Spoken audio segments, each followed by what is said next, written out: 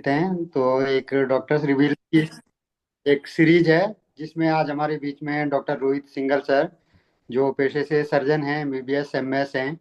और आज एक बहुत ही महत्वपूर्ण टॉपिक पर पब्लिक अवेयरनेस देंगे, जिसमें हम देखते हैं कि जो फेस की झाइयाँ होती हैं, पिगमेंटेशन या जो रहता है, तो उस पे डॉक्टर रोहित सिंघल सर बात करेंगे और स्किन केयर के बारे में बताएंगे। तो एक बहुत ही अच्छी जानकारी आप लोगों से साझा करेंगे, जिससे हमारे जो पब्लिक अवेयरनेस इसमें बढ़ेगी और जो भी हमारे आसपास के या हमारे जान पहचान के लोग हैं, उन्हें एक बहुत महत्वपूर्ण जानकारी डॉक्टर रोहित सिंघल सर द्वारा दी जाएगी। तो वेलकम डॉक्टर रोहित सर। चलिए, thank you Ramanand, thank you very much. और आप सभी का ये वर्चुअल मीटिंग में स्वागत है। और जैसे लास्ट वीक भी हमने डिस्कस किया था रिवर्स एजिंग पे, तो इसमें थोड़ा डिफरेंट टॉपिक लिया कि हम अपने आप को हेल्दी कैसे रख सकते हैं। जैसे स्किन एक हमारा प्रोजेक्शन होता है। हम किसी को भी हेल्दी है तो हम उसको देख के ही पहचान सकते हैं कि हाँ जी, ये इसका हेल्दी लिख रहा है और इसकी स्किन हेल्दी है, तो कॉन्फिडेंस भी हमें महसूस होता है कि हाँ जी, ये कॉन्फिडेंट है। और काफ़ी इसमें हम जैसे मेडिकल लाइन में हम देख के ही पता लगा सकते हैं कि उसमें कोई ब्लड की कमी तो नहीं है। एनीमिया भी हम डिटेक्ट कर पाते हैं। किसी का जॉन्डिस है, वो भी हम स्किन को देख के ही डिटेक्ट कर पाते हैं। तो largest organ of our body है स्किन, और बहुत ही इंपॉर्टेंट है। इसकी केयर करना भी बहुत ही इंपॉर्टेंट है। तो उसी के बारे में थोड़े से मैं आपको जानकारी दूंगा, किस तरह से हम अपना जो प्रोजेक्शन होता है, वर्ड को हम दिखाते हैं, उसको हम कैसे हम बेटरमेंट की तरफ ले जा सकते हैं और केयर कर सकते हैं।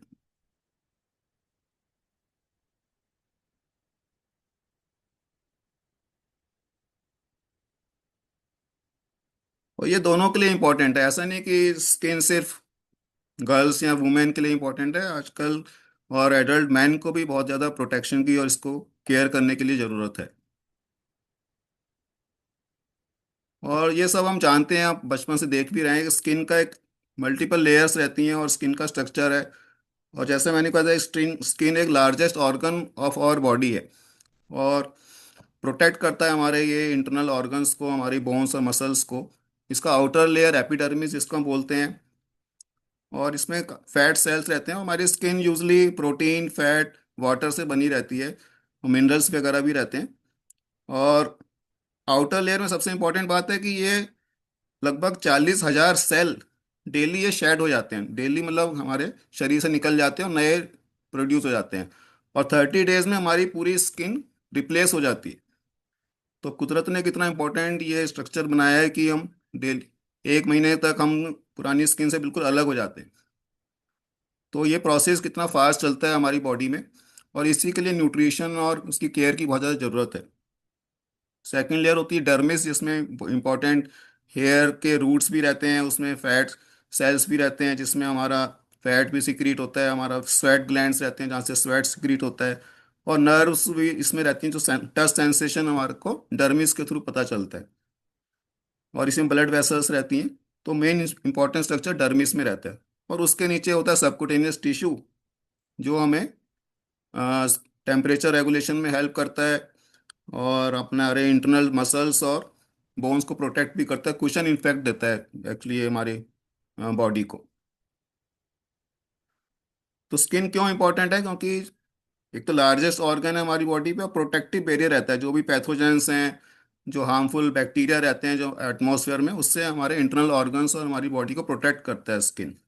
और न्यूट्रिशन और हाइड्रेशन को ये रिफ्लेक्ट करता है। अगर डिहाइड्रेट हो जाते हैं, पानी की कमी है, तो रिंकल्स वगैरह दिखाई देने लग जाते हैं, और हम कितना से प्रोटेक्ट करें हमें दिखाई देता है। और हमारा कॉन्फिडेंस और वेलबींग को ये शो करता है। इसलिए स्किन की केयर बहुत ही ज़्यादा इंपॉर्टेंट है हमारे लिए। और एज के साथ काफ़ी सारे चेंजेस होते जाते हैं स्किन में। कोलेजन जो हमारा डर्मिस और मिडिल लेयर में रहते हैं, ये प्रोटीन के बने रहते हैं, और ये धीरे धीरे रिड्यूस होने लगते हैं एज के साथ। स्किन का जो रिन्यूअल, जैसे मैंने बताया कि 30 डेज में रिन्यूअल हो जाती है पूरी स्किन, वो धीरे धीरे स्लोअर डाउन होने लगता है। तो ड्राइनेस और पिगमेंटेशन बढ़ने लगता है, और सन एक्सपोजर भी जैसे जैसे एज बढ़ती है तो बढ़ता जाता है, तो उससे भी इफेक्ट आने लगते हैं। और यूजली देखा गया है कि 30 ईयर्स तक एज तक कोलेजन फिर डिक्लाइन होना स्टार्ट हो जाता है, और 40 ईयर्स तक एज तक हमारा फाइन लाइंस आने शुरू हो जाते हैं, और 50 ईयर्स तक एज में रिंकल्स और पिगमेंटेशन की शुरुआत होने लगती है स्किन। और 50+ की एज में ड्राइनेस और इलास्टिसिटी लूज हो जाती है। तो ये नेचुरल प्रोसेस है, ये धीरे धीरे हमारी बॉडी में चलता रहता है। पर इसको हम धीरे धीरे डिले कर सकते हैं, इसको हम अवॉइड तो नहीं कर सकते, पर डिले कर सकते हैं, प्रोटेक्ट कर सकते हैं। तो उसको ही आप जानेंगे कैसे कर सकते हैं। तो मोस्ट कॉमन प्रॉब्लम्स क्या हम फेस क्या करते हैं, सबसे पहले तो यह है कि जैसे यंग एज में हम देखते हैं कि एक्नी और ब्रेकआउट्स स्किन में बहुत ज़्यादा प्रोमिनेंट रहता है, और पिगमेंटेशन होने लगता है, जिसको हम बोलते हैं मेलिज्मा भी बोलते हैं, या झाइयाँ जो आम भाषा में बोलते हैं। पिगमेंटेशन एक बहुत कॉमन प्रॉब्लम है जो हार्मोनल इम्बैलेंस के कारण भी होता है। ड्राइनेस काफ़ी होने लगता है, या फाइन लाइंस आने लगते हैं, रिंकल्स आने लगते हैं। ये कॉमन स्किन प्रॉब्लम्स हैं जो हम फेस करते हैं। और सन एक्सपोजर जैसे जैसे बढ़ता है तो वो भी हमारी स्किन को डैमेज करता है, उसमें हाइपर पिगमेंटेशन जैसे जो होता है, रेडनेस आने लगती है, और ड्राइनेस और स्किन हमारा होने लगता है। तो सबसे पहले तो हमें ये जानना है कि हमारा किस टाइप का स्किन है, उसी हिसाब से फिर कस्टमाइज्ड ही उसका अप्रोच रहता है उसका केयर का। तो ये डिफरेंट टाइप्स ऑफ स्किन हर आदमी, हर व्यक्ति का रहता है अपना अपना किसी का ऑयली रहता है, किसी का ड्राई रहता है, किसी का एक्नी ज़्यादा रहते हैं, और किसी में कंबाइंड रहता है, ड्राई और ऑयली स्किन दोनों रहते हैं, और किसी का बहुत हाइपर सेंसिटिव रहते हैं। तो ये सारे अलग अलग टाइप्स के स्किन टाइप्स रहते हैं, उसी के हिसाब से फिर उनका मैनेज किया जाता है। और थोड़ा सा डिफरेंस मैन और वुमेन की स्किन में रहता है। आप देखिए कि वुमेन्स की स्किन थोड़ी थिन रहती है, और मोर डेलिकेट रहती है, और लेस ऑयली रहती है, तो डिहाइड्रेशन के लिए मोर प्रोन है, और उसमें पोर्स बहुत छोटे छोटे रहते हैं, और इलास्टिसिटी कोलेजन की डेंसिटी कम रहती है। पर वहीं जहाँ मैन की रहती है उनकी थिकर स्किन रहती है, ऑयली ज़्यादा रहता है, उनके ऑयल ज़्यादा सिक्रीट होते हैं, और इसलिए एक्नी के लिए ज़्यादा प्रोन रहते हैं वो। पोर्स भी ज़्यादा रहते हैं, कोलेजन डेंसिटी ज़्यादा रहती है। तो ये कुछ डिफरेंस है। तो इसीलिए फिर स्किन केयर भी थोड़ा डिफरेंस हो जाता है, क्योंकि मैन का ऑयली स्किन है तो पोर्स ज़्यादा है, तो उनको डिफरेंट करना पड़ेगा। वुमेन्स में हार्मोनल वेरिएशन ज़्यादा रहते हैं, तो इसलिए उनका पिगमेंटेशन के केसेस ज़्यादा देखने को मिलते हैं। ये तो मैंने डिस्कस कर लिया था। तो ऑयली स्किन में क्यों होता है oily skin? Usually oily skin hormonal changes की वजह से, स्ट्रेस और बैक्टीरिया जो हमारा रहता है एटमॉस्फेयर में, उसके कारण ज़्यादा प्रोन हो जाते हैं। कईयों के जेनेटिक कारण भी रहते हैं ऑयली स्किन होने के, और काफ़ी सारे डाइटरी चॉइसेस से भी ये डिफरेंट मैनिफेस्ट करता है कि हम ज़्यादा शुगरी डाइट या ऑयल या फैटी डाइट ले रहे हैं, तो उसमें भी हमारा ऑयल और शाइनी स्किन ज़्यादा होने लगता है। और जो ड्राई स्किन है, जैसे मैंने बताया कि जैसे जैसे एजिंग होता है तो स्किन हमारा ड्राई होने लगता है, और उसमें पैचेस आने लगते हैं, रिंकल्स आने लगते हैं। तो ये भी कुछ, हम ज़्यादा गर्म पानी से अगर बाथ लेते हैं वो भी एक मैनिफेस्टेशन है, वो डिहाइड्रेट करता है स्किन को। और कुछ हार्श केमिकल या प्रोडक्ट लगाते हैं, उससे भी हमारा ड्राइनेस बढ़ जाता है।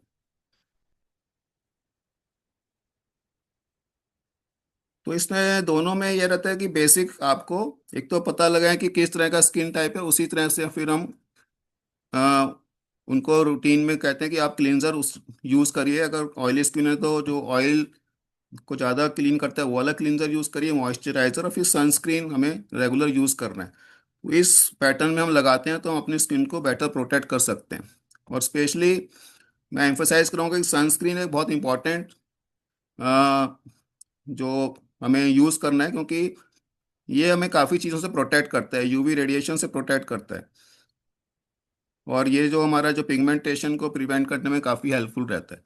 और नाइट में भी हमें क्लींजर और मॉइस्चराइज़र को रेगुलर यूज़ करना है। और हमारा स्लीप की कैसी क्वालिटी है, उसी में हमारा बॉडी रिकवर करती है, तो वो भी बहुत इंपॉर्टेंट फैक्टर बन जाता है। और इसमें ये देखा गया कि अगर कंसिस्टेंसीली आप अपना रेज्यूम को फॉलो करते हैं तो आपको ज़्यादा बेटर रिजल्ट्स मिलते हैं। बार बार प्रोडक्ट स्विच करने से आपको बहुत ज़्यादा बेटर रिजल्ट नहीं मिलेंगे। यहाँ ऐसा भी नहीं है कि बहुत आप फैंसी प्रोडक्ट यूज़ करेंगे तो आपको ज़्यादा रिजल्ट मिलेंगे। छोटे छोटे ये आप रूटीन फॉलो करिए और कंसिस्टेंटली करिए तो आपको बहुत अच्छे रिजल्ट मिलते हैं। और जैसे मैं बता रहा था, सनस्क्रीन एक बहुत ही एंटी एजिंग टूल है। ये आपको रिंकल्स और पिगमेंटेशन भी बढ़ाता है, बचाएगा आपको, और स्किन कैंसर के रिस्क को भी बचाता है। और यूजली हमें सनस्क्रीन कौन सा यूज़ करना चाहिए जिसमें एसपीएफ का मतलब होता है सन प्रोटेक्शन फैक्टर, जो 30% से ज़्यादा होना चाहिए। और ये 97 to 98% तक यूवी रेडिएशंस को ब्लॉक कर देता है, स्किन तक पहुंचने नहीं देता है, और आपको जो पिगमेंटेशन या जो स्किन की जो भी प्रॉब्लम हो रही है उसको बचा के रखता है। और कुछ ये भी प्रॉब्लम थी कि कुछ लोगों को सकता था कि हम सन में एक्सपोजर पे जाएंगे तभी हमें सनस्क्रीन की जरूरत है। पर इंडोर में भी यूवी रेडिएशंस काफ़ी रहते हैं, तो हमें उससे भी प्रोटेक्शन देना है। और इवन क्लाउडी टाइम में जब क्लाउड्स हैं एटमॉस्फेयर में तो भी यूवी रेडिएशंस ज़्यादा रहते हैं, तो हमें उस टाइम भी उसको यूज़ करना है। तो 4-5 घंटे के अंदर हमें इसको सफिशिएंट क्वांटिटी में यूज़ करना है ताकि हम अपनी स्किन को प्रोटेक्ट कर सकें। और एक कंसर्न ये भी आता है कि अगर सनस्क्रीन यूज़ करते हैं तो विटामिन डी का सिंथेसिस हैम्पर करता है। ये भी कुछ लोगों में ये स्टडीज़ में पाया गया था। पर ये बता दें कि ये 30 जो प्लस हम इसलिए यूज़ करते हैं क्योंकि ये कुछ परसेंटेज तक यूवी रेडिएशन फिर भी पेनिट्रेट कर जाते हैं हमारी स्किन में और विटामिन डी का प्रोडक्शन को हैम्पर नहीं करते। और बहुत ज़्यादा हम एसपीएफ वाला यूज़ करेंगे तो वो और ज़्यादा यूवी रेडिएशन को ब्लॉक कर देगा। तो इसलिए 30 प्लस इज सफिशिएंट। और ये टॉपिकल जो हम ट्रीटमेंट ले रहे हैं उसके साथ साथ न्यूट्रिशन का बहुत बड़ा रोल है हमारा स्किन केयर में। क्योंकि मेनली इंटरनल जो हमारा न्यूट्रिशन से ही उसका जो क्वालिटी ऑफ स्किन जो शेडिंग होती है उसका जो प्रोडक्शन हो रहा है, नए सेल्स बन रहे हैं, वो हमारा उसी से मैनेज होंगे। तो जैसे मैं बताया स्किन का मेनली प्रोटीन से बने रहते हैं, जो इलास्टिन और कोलेजन है वो भी प्रोटीन से बने रहते हैं। तो प्रोटीन एक बहुत इंपॉर्टेंट माइक्रो न्यूट्रिएंट्स है जो हमें अपनी डाइट में लेना चाहिए और ये रिपेयर और रीजनरेशन में हेल्प करते हैं। अब मार्केट में आप देखिए प्रोटीन से भरे पड़े हैं, कौन सा प्रोटीन हमें लेना है? तो हमें ये चूज करना है कि जिसमें मैक्सिमम कंसंट्रेशन ऑफ प्रोटीन हो और उसका डाइजेस्टिबिलिटी स्कोर 1 हो, 1 के इक्विवेलेंट हो, कि आप प्रोटीन तो लें और पूरा डाइजेस्टेबल हो जाए। तो वो आपको बेस्ट रिजल्ट भी देगा और आपका हेल्थ में काफ़ी ज़्यादा बेनिफिशियल इफेक्ट्स रहेंगे उसके। और विटामिन सी एक बहुत इंपॉर्टेंट विटामिन और माइक्रो न्यूट्रिएंट है जो कोलेजन सिंथेसिस में हेल्प करता है। और विटामिन सी हम देखते हैं कि कई लोग सोचते हैं कि हम नींबू खा रहे हैं जी उसमें विटामिन सी मिल रहा है हमें, या फिर आंवला मार्केट में आ रहा है वहाँ से ले रहे हैं। पर विटामिन सी जो हमारा रिचेस्ट सोर्स है वो एसिरोला चेरी में मिलता है, जो आपको आंवला से भी 6 गुना ज़्यादा उसमें विटामिन सी रहता है। बेस्ट क्वालिटी का विटामिन सी है और वो बॉडी में पूरा इफेक्टिवली एक्ट करता है और वो कोलेजन फॉर्मेशन में काफ़ी ज़्यादा रोल उस प्ले करता है। तो हमें विटामिन सी रिचर्ड सोर्स से जहाँ से मिलता है वो वाला हमें यूज़ करना है। और इसको हम टॉपिकल भी यूज़ कर सकते हैं और इसको ओरली भी हम लेते हैं, ताकि दोनों तरीके से ये हमारी स्किन के लिए इफेक्टिव रहे। ओमेगा 3 हमारी स्किन और हमारे ओवरऑल हेल्थ के लिए बहुत इंपॉर्टेंट रहता है। तो ओमेगा 3 भी वेजिटेरियन सोर्स में हमें चिया सीड्स या वॉलनट्स में मिल जाता है। पर वो मिलता है जो एएलए फॉर्म मिलता है वो बॉडी में फिर कन्वर्ट बहुत कम हो पाता है इफेक्टिव फॉर्म में ईपीए और डीएचए में। तो हमें डायरेक्टली जो कैप्सूल ईपीए और डीएचए जो डायरेक्टली कोल्ड स्टोरेज फिश से मिलता है, वहाँ से हमें ओमेगा 3 लेना है। जो जैसे सैल्मन मैक्रेल और सार्डिन फिश से जो हमें ओमेगा 3 मिलता है वो बहुत ही इफेक्टिव रहता है और डायरेक्टली हमारी बॉडी में एब्जॉर्प्शन होता है। तो रिचार्ज सोर्स ऑफ ओमेगा 3 हमें यूज़ करना है। ये बायोटिन भी हमारा क्रिएटिन फॉर्मेशन में बहुत ज़्यादा हेल्प करता है। तो बायोटिन एक इंपॉर्टेंट न्यूट्रिएंट है जो हमें डेली यूज़ करना है। और इसी तरह जिंक और एंटीऑक्सीडेंट्स भी हमारे एंटी एक्नी के लिए कंट्रोल करने में हेल्प करते हैं। तो न्यूट्रिशन का बहुत बड़ा रोल है। टॉपिकल जो हम क्लींजर और उसके साथ साथ हमें न्यूट्रिशन पे बहुत ज़्यादा फोकस करना है। उसके बाद आता है हाइड्रेशन एंड गट हेल्थ। आपको क्योंकि अगर हाइड्रेशन पुअर रहेगा तो आपका फिर डिहाइड्रेट स्किन दिखेगी और उसमें रिंकल्स भी दिखेंगे और उसमें शाइनिंग भी नहीं आएगी स्किन में। तो हमें एडिक्वेट वाटर भी इंटेक करना है। और गट हेल्थ का भी डायरेक्टली लिंक रहता है हमारा स्किन को एक्नी और एक्जिमा, जो हमारी डल स्किन दिखती है, अगर हमारी गट हेल्थ प्रॉपर नहीं है, गट माइक्रोबियोम अच्छा नहीं है, तो हमारा स्किन पर रिफ्लेक्ट होता है। तो हमें गट हेल्थ के लिए भी फाइबर रिच डाइट को हमें अपना इनकॉर्पोरेट करना है, और ताकि हमारा गट भी इंप्रूव रहे। और हेल्दी गट साइन होता है हमारा हेल्दी स्किन का। और ये कुछ हेल्थ लाइफस्टाइल जो हैबिट्स हैं जो स्किन का डैमेज करते हैं, स्मोकिंग, एक्सेसिव अल्कोहल। आजकल देख रहे हैं कि लेट नाइट तक आप जगे रहते हैं और हमारी स्लीप अगर अच्छी नहीं है तो वो भी हमारी स्किन को रिपेयर में हैम्पर करते हैं।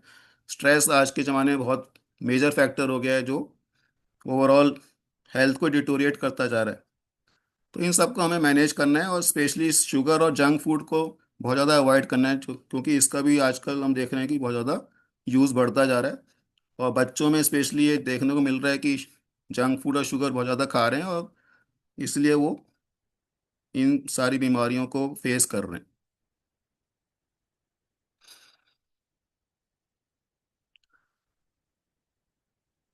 तो ये तो जैसे मैंने डिस्कस कर लिया, बस स्लीप एक बहुत ही best natural skin repair therapy, तो प्रॉपर स्लीप है ना, हेल्दी स्किन का बहुत बड़ा एक इम्पॉर्टेंट कॉन्स्टिट्यूएंट है। तो हमें स्लीप पे बहुत ज़्यादा फोकस करना है। और कुछ स्पेशल पॉइंट मैं बताऊंगा कि जो मैन है उनको हम कैसे स्किन केयर कर सकते हैं। उनको जेंटल क्लींजर चाहिए, क्योंकि बहुत ज़्यादा नहीं है, और नॉन ग्रोस ग्रीसी मॉइस्चर, क्योंकि ऑयल मैन की ऑयली स्किन रहती है, तो हमें ज़्यादातर नॉन ग्रीसी मॉइस्चराइजर हो और सनस्क्रीन को रेगुलर यूज़ करें, तो वो अपने स्किन को प्रोटेक्ट कर सकते हैं। और जो वुमेन्स हैं वो सनस्क्रीन को रेगुलर यूज़ करें, और जेंटल जो एक्सफोलिएशन प्रोडक्ट्स हैं उनको यूज़ कर सकते हैं। न्यूट्रिशन और हार्मोनल बैलेंस को मेंटेन करके रखें, क्योंकि हार्मोनल चेंज के कारण काफ़ी ज़्यादा स्किन में रिफ्लेक्ट होते हैं। ये मैं कुछ आपको फोटो दिखा रहा हूँ, जैसे ये मैडम थी, इनका पहले से पिगमेंटेशन कितना ज़्यादा था फेस पे, और उस टाइम उनकी एज भी लगभग 40s में थी। और फिर आप देखिए कि जब कुछ सालों बाद उन्होंने रेगुलर ये न्यूट्रिशन भी प्रॉपर लिया और टॉपिकली जो प्रोडक्ट्स यूज़ किए, तो आप देखिए इनका सारा की एकदम ट्रांसफॉर्मेशन हो गया इनकी स्किन में।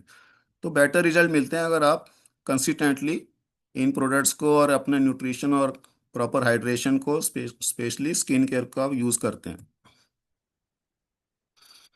इसमें भी देखिए फाइन लाइंस जो हमारी बिफोर थी उसको भी कम कर देते हैं, कुछ 4 वीक के ट्रीटमेंट से ये काफ़ी कम हो जाते हैं। ये फोरहेड की जो लाइंस थी देखिए इसमें राइट हैंड साइड में, 5-6 दिन के रिजल्ट के बाद ही विटामिन सी टॉपिकल लगाने से उनको काफ़ी ज़्यादा इफेक्टिव इसको मिला। जो रिंकल्स हैं आइज के अराउंड, जो इसमें क्रॉस फीट भी बोलते हैं, वो भी देखिए काफ़ी कम दिखाई दे रहे हैं विदिन 1 मंथ। यहाँ भी फाइन लाइंस काफ़ी कम हो गए हैं। ये क्रॉस फीट जो हमें 5-6 दिन में और 1 महीने के अंदर काफ़ी ज़्यादा सिग्निफिकेंट रिजल्ट देखने को मिलते हैं, अगर हम टॉपिकल विटामिन सी और प्रॉपर हाइड्रेशन को यूज़ करते हैं। और ये कुछ कॉमन मिथ्स रहते हैं कि ज़्यादा महंगा प्रोडक्ट लेंगे तो हमें बेटर रिजल्ट देगा, ऐसा कुछ नहीं है। आपको क्वालिटी पे फोकस करना है, गुड क्वालिटी पे फोकस करिए, और कंसिस्टेंटली प्रोडक्ट को यूज़ करेंगे और अपना स्किन को बेटर करने में हेल्प करेंगे। कि आदमी लोगों को स्किन की ज़रूरत नहीं है, ऐसा नहीं है। स्किन केयर दोनों सेक्स के लोगों को ज़रूरत है, तभी वो बेटरमेंट की तरफ जा पाएंगे और अपना जो एजिंग प्रोसेस को भी स्लो कर सकते हैं। और फेयरनेस क्रीम से कोई ज़्यादा स्किन हेल्थ इंप्रूव नहीं होती है, क्योंकि स्किन हेल्थ अंदर से इंप्रूव होगी जब आप न्यूट्रिशन प्रॉपर लेंगे, तभी आपको बेटर रिजल्ट्स मिलेंगे। और कई बार बहुत ज़्यादा प्रॉब्लम होने लगती है कि एक्ने आपका परसिस्ट कर रहा है, पिगमेंटेशन बढ़ता जा रहा है, सडन आपके हेयर फॉल हो रहे हैं, स्किन इश्यूज बढ़ते जा रहे हैं, और कोई हीलिंग अल्सर अल्सर हील नहीं हो पा रहा है, तो आपको फिर डॉक्टर या किसी स्किन स्पेशलिस्ट को जरूर कंसल्ट करना चाहिए। और जो पिगमेंटेशन के लिए जैसे मैंने बताया, कुछ की टिप्स हैं कि आप सनस्क्रीन को डेली यूज़ करिए, 30+ SPF को, और 3 से 4 बार आप 3 से 4 घंटे में उसको रिप्लाई करिए, रीअप्लाई करिए। और जेंटल क्लींजर मॉइस्चराइजर को यूज़ करिए, हार्ड हमें स्क्रब या उसको यूज़ नहीं करना है। विटामिन सी और इनको हमें रेगुलर यूज़ करना है। स्ट्रेस और हीट हार्मोन्स से हम अपने आप को बचाना है, और न्यूट्रिशन हमें प्रॉपर लेना है, तो हम इन सब पिगमेंटेशन से काफ़ी हद तक इनको रिमूव कर सकते हैं, कम कर सकते हैं। तो टेक होम ऐसे यह है कि एक जेंडर न्यूट्रल दोनों में इम्पॉर्टेंट है, और जिस टाइप का आपका स्किन है उसी का अकॉर्डिंगली हमें उसको यूज़ करना है। पर यह है कि सिंपल इसको रखना है, कंसिस्टेंटली आप डेली यूज़ करेंगे तो आपको बेस्ट रिजल्ट मिलेंगे इसमें। और न्यूट्रिशन और लाइफस्टाइल का बहुत इंपॉर्टेंट फैक्टर है, और जैसे ही आपका हेल्दी स्किन आपका ओवरऑल हेल्थ को भी रिफ्लेक्ट करता है, तो इसके लिए हमें स्पेशल प्रिकॉशन लेनी है और इसका बहुत ज़्यादा टेक केयर करना है। और कोई क्वेरी है, आपको कुछ पूछना हो, तो आप ये मेरा नंबर है, आप इस मुझे कांटेक्ट कर सकते हैं।